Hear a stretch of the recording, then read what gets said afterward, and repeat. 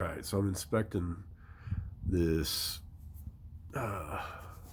cylinder. I kind of moved it out of the way, and you can see right there that that boot on that cylinder is worn. I don't know if we're gonna have to replace that whole cylinder or just the boot. So, and I don't got the parts for that, so I'm gonna have to research that. But I can go ahead and do the remainder of this. It's not leaking. There's no brake fluid on here coming out of there, but that's not good. And how it got worn, I have no idea. But the pads themselves, you just kind of pull them out.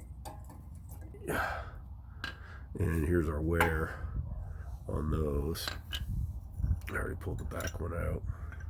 That's got the wear indicator right there. And you can see basically the line right there when you don't have a line on there anymore. The brakes are shot for the most part, and those, you can see that inside edge was getting worn more than the outside. So I think that's a function of the warping or something not right.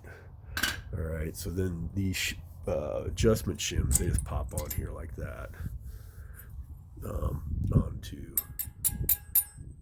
the brake. And here's the new ones. They just pop on the same way. We'll fool with that when we're doing that. I'm going to proceed with trying to get this rotor off, and then I'll investigate what my options are for that cylinder boot being blown out right there.